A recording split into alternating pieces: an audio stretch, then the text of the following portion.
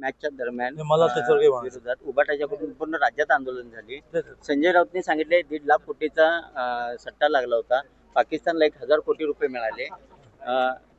नैतिकता आहे का? भारत पाकिस्तान मॅच या विषयावर गेले आठवड्याभर खूप रामायण झालेलं आहे. मी एक सामान्य शेतकऱ्याचा पोरगा आहे.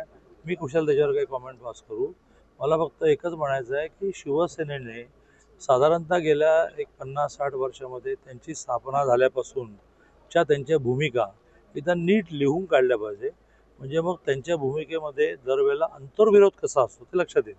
त्यांनीच त्यांच्या एखाद्या सामान्य शाखा प्रमुखाला सांगायचं की लिही बाबा की बा 68 साली शिवसेनेची स्थापना झाली त्यावेळेला काय झालं, मग पहिली इलेक्शन केव्हा झाली, कृष्णा देसाईंच्या हत्या, पोटनिवडणूक, असं करत करत करत करत करत शिवसेनेने हिंदुत्व स्वीकारलं.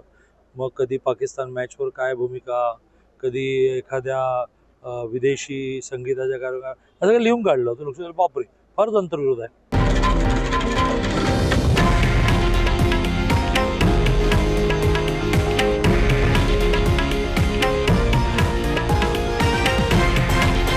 हे आहे देशातील नंबर 1 न्यूज नेटवर्क आणि आपण पाहत आहात TV9 मराठी, एकमेव.